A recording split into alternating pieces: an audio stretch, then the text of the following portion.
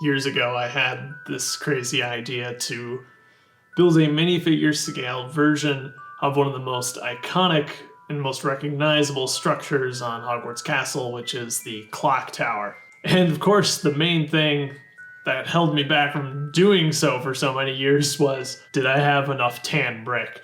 And I finally felt like I was at a point in my life where I had the pieces and hopefully the skills to pull something like this off. It's always been in the back of my mind, but upon rewatching all the Harry Potter movies just a few weeks ago, after seeing Prisoner of Azkaban, I knew that I was going to get it done for Brickworld this year.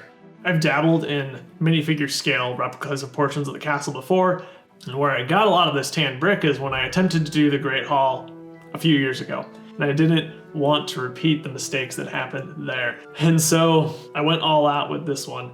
Over here for scale, I have my all-time favorite set, Hogwarts Castle from 2004, released to coincide with Prisoner of Azkaban. This is the largest rendition of the clock tower that LEGO has ever produced, and it's just taller than the Courtyard and the fountain. Quite literally the night after I watched Prisoner of Azkaban, which, by the way, is the best Harry Potter movie. It is so wonderfully done. I forgot how good it was. You should watch it again. I went ahead and made the fountain, of course, which there's a tutorial for as well.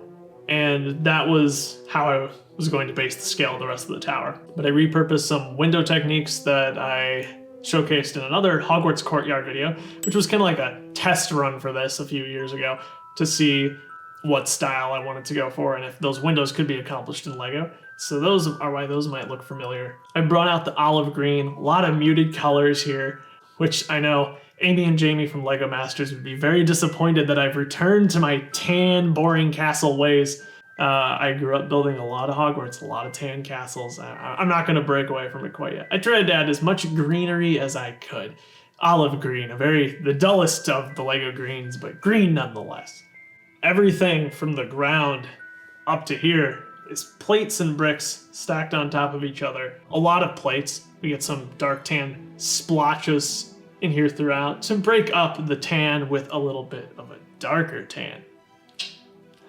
Things become a little more complicated around the clock tower itself, where there's a lot more snot construction. The clock turned out pretty good, utilizing 1x2x3 slopes all the way around, and that angle is just perfect in that I believe there are 24 of those slope pieces, which of course is divisible by 12, which you want when making a clock. So the proportions worked out great where we actually have an accurate clock.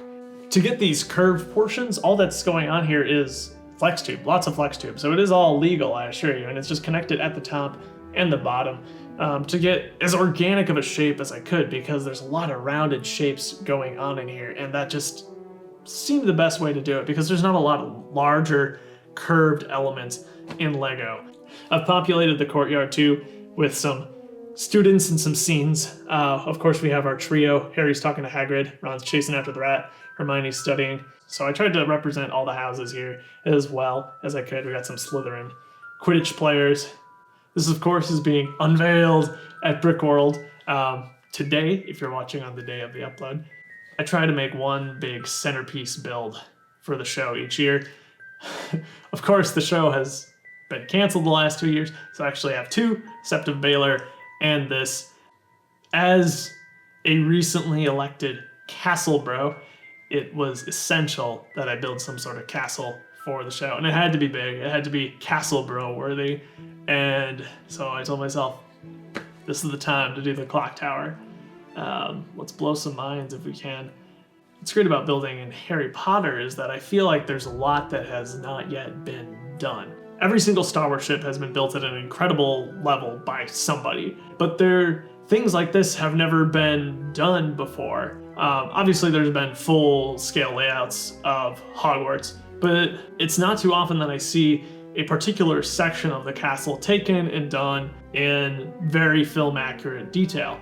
And that's what makes this so exciting. It's something that hadn't been done before, at least quite like this. There's been a million X-Wings, but there's only one standalone minifigure scale Hogwarts Clock Tower.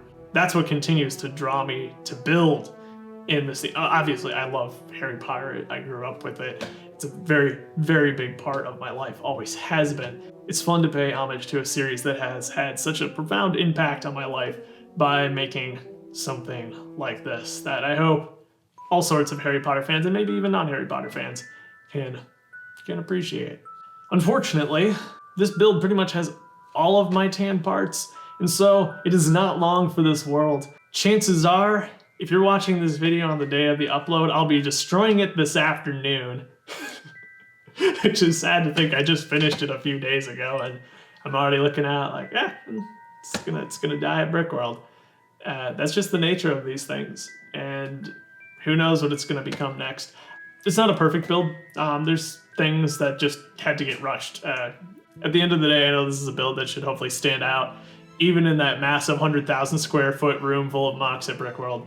If you have any ideas for something that you'd like to see me build from Harry Potter, I'm all ears. I'm like, this was my dream for so many years, and I finally realized it, and I'm not sure what I'm gonna turn it into quite yet. So if you have any ideas, I'd love to hear them down below. Big or small, it's all fair game.